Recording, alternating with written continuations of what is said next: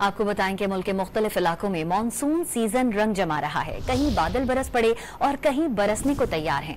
कराची में गुज़िश्ता रात और आज सुबह की बूंदाबांदी के बाद जुम्मे को मूसलाधार बारिश मुतवक्के है।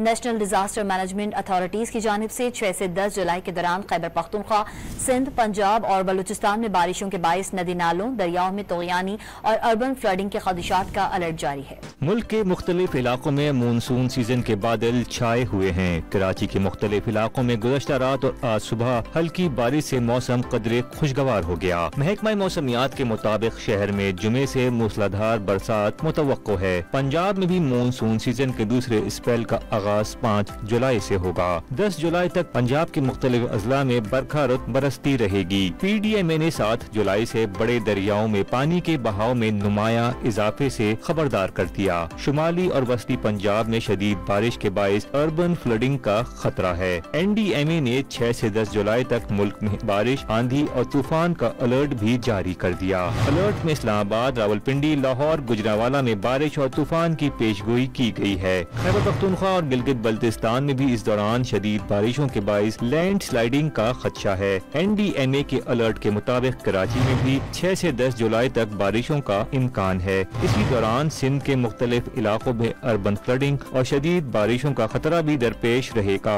बलूचिस्तान में 6 से 10 जुलाई तक बारिशों से लैंड स्लाइडिंग और शाहराहों पर ट्रैफिक मुतासिर होने का इम्कान है।